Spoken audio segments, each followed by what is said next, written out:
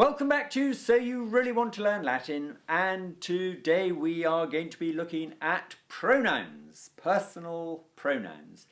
We are in book 2 of the course and we are in chapter 2, so we are making fast and furious progress. Now, so far everything we have done in Latin, where a pronoun has been involved, it has always been tucked into the verb. So when we've said things like she was walking or he was swimming, the pronoun she or he or whatever it might be was tucked into the verb as one of the verb endings, one of the OST, mus, tis, unt type endings that we get on the end of Latin verbs. And that's been great. But of course there are times when we need a pronoun. And so the time has come, we can't duck it any longer. We're now going to have a look at personal pronouns, and we're going to start by looking at the personal pronouns of the first and second person. So that is I and we for the first person, and you and all of you for the second person. Okay. Now, there are two situations where we absolutely need to have a pronoun. The first situation is when we simply want to emphasize the pronoun. So, for example, if you want to say, I love war, but you do not, there would be no way of emphasizing that word I just by using an ending on the end of the verb. So we need a word for I, a word to put that emphasis. Okay? So emphasis is a time when we need to have a pronoun. But the second situation, which is actually much more common, is when the pronoun is not the subject. So obviously if the subject is I or you or he, she or it or we or you or they, we can just push that into the verb and use the relevant ending. But if the pronoun is in fact something like me, you see me, or us, they are attacking us, we need to have the pronoun. And we need to have the pronoun put into, in that situation, the accusative case. And of course you might need the other cases. You might want to sing a song to me, or go to school with me. Okay, so actually personal pronouns, which we've been avoiding up until now, are pretty jolly important, and we are now going to look at how they work. Okay, so we'll start with the first person pronoun, that is I in the nominative, and then me, of me, to or for me, with, by or from me. Okay, and the pronoun for I in Latin is ego, and it goes ego, me, mei, mihi, me. Okay. First thing to notice is there is no vocative case of the first person pronoun. You kind of can't speak to yourself. I mean, you can, people talk to themselves the whole time, but there isn't a vocative case. You can't address yourself. You know, how would you do it? I, well, you know, I is ego, and you is too, but you can't talk to yourself in the vocative case. So we always just ignore it, and when you go ego, me, mei, mihi, me, you just have to remember that you're kind of going ego, blank, me, mei, mihi, me. Okay? And in the plural, we'll just take that into the plural, so the first person plural pronoun, which in English is we, and then goes to us. In Latin, it's nos, and this one too has no vocative. You can't address yourselves in the plural. So we go nos, nos, nostrum, nobis, nobis. Okay? Again, no vocative, so we, us, of us, to or for us, with, by or from us. Now at the end of this video I'll explain what nostri is used for. It's got a perfectly, useful use, but we're not going to clog things up just at the moment by talking about that. Okay, so that's the first person. The second person, in other words, you in the singular, or all of you in the plural, these ones do have vocatives, okay? So they go tu, te, tui, tibi, te. That's the singular, so that's you, you, when you're the object, of you, to or for you, with, by or from you. And the plural version, so it's when you're talking to lots of people, vos, vos, vos, vestrum, vobis, vobis. And again, that form vestrum, the genitive plural, there is an alternative form, vestri, and as with nostri and vestri, there are times when you need those forms, which I'll explain later. Okay? So there are your personal pronouns of the first and second person in the singular and plural. Okay, how do we use them? Well, if we have a sentence such as, I love you, the subject is I, and the verb is love, and in the past we've always just said amor, that means I love. But when we say I love you, and let's say you are singular, I need to be able to put the word you into the accusative case, make it the object. So we've now learned that the accusative singular form of the personal pronoun to is te. So te amo means I love you. Te in the accusative case, so that is the object, and you never translate an accusative case before the verb, remember. So you go to the verb amo and you find that it's first person singular and the subject therefore is I. So te amo, I love you. And if you want to put emphasis on the fact that I love you, you could say ego te amo. Okay?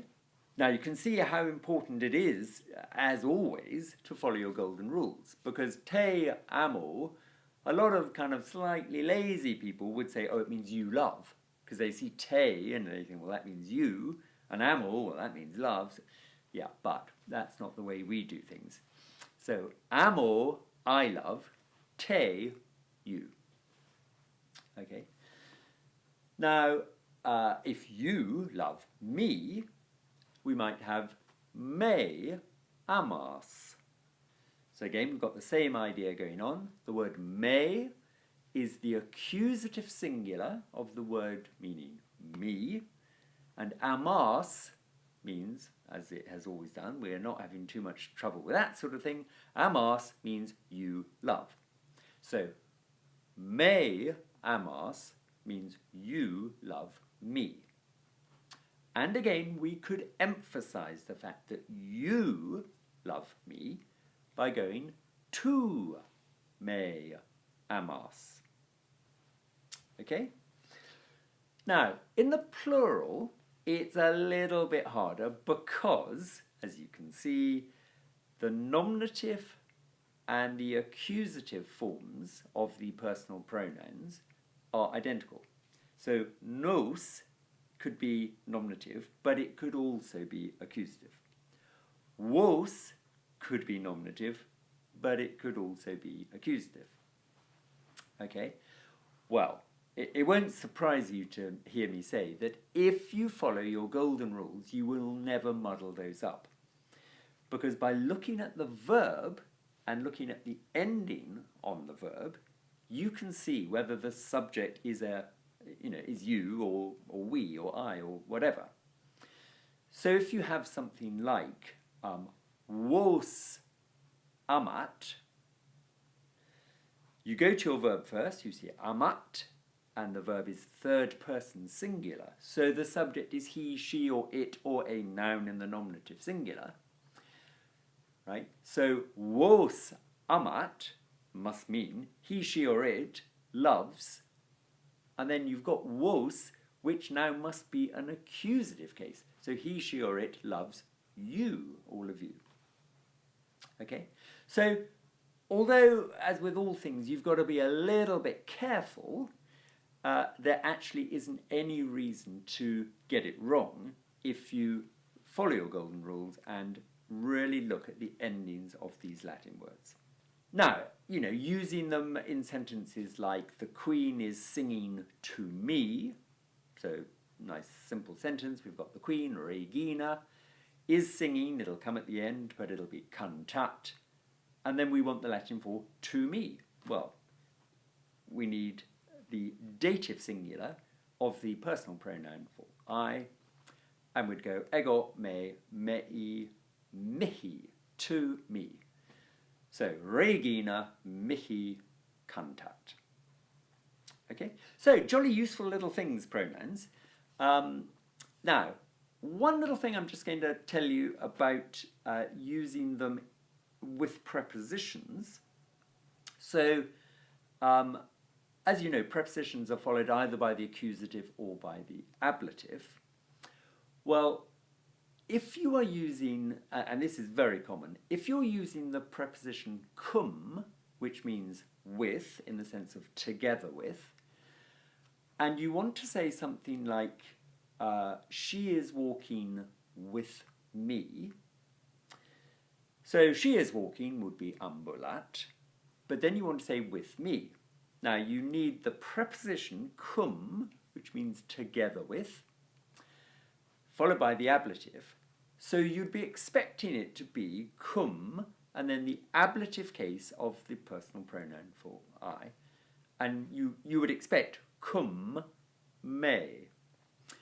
But it's just a little quirk of the Latin language. You don't ever say cum me, you say mecum. And that word gets crushed into one word, mecum, and that applies to all of the personal pronouns. So it could be mecum, or tecum, or nobiscum, or vobiscum.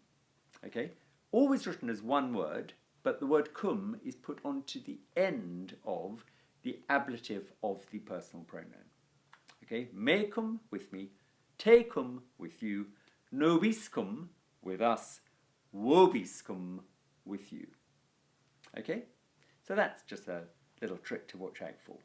Okay, and finally, I promised I'd tell you what was going on with these nostrum or nostri, or westrum or westry forms.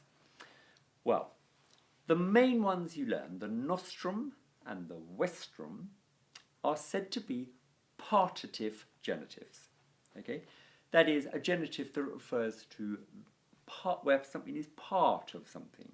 So you might, for example, say, unus nostrum would be one of us, or unus vestrum would be one of you. Okay? Now that is the most common use of the genitive of the personal pronoun. But there is another slightly less obvious form, which is called an objective genitive, and that is where a verbal notion is prominent. So you might, for example, say something like, his love of us was immense. Okay, his love of us. There's a kind of notion of him loving us, so the verbal aspect of that genitive is prominent.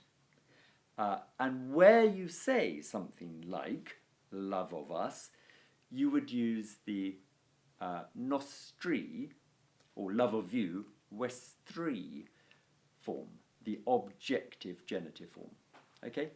It's a little detail. It probably won't crop up for, ages, if ever. But just so you know, I always like you to know the full story. Okay? Right, so that's it. That's personal pronouns of the first and second persons. Make sure you know them. Ego, me, mei, mihi, me. Tu, te, tui, tibi, te. Nos, nos, nostrum, nobis, nobis. Vos, vos, vestrum, vobis, vobis. You'll notice when I say them like that, I leave out the vocatives because the vocatives are so rare, you don't really need them. And if you are using vocatives in the second person, it's exactly the same form as the nominative. So, you know, just don't let it keep you awake at night. Okay? Right. Plenty of practice, as always, in book 2. We've got some little exercises on page 15, which you might want to have a crack at. Next time, we're going to move on and look at the personal pronouns of the third person. Okay, so that's when we're using he or him or they or them. Okay, but until then, keep up the good work. Make sure you know this stuff. Learn it off by heart. Make sure you can say it, write it down, forwards, backwards, inside out. And we'll see you next time.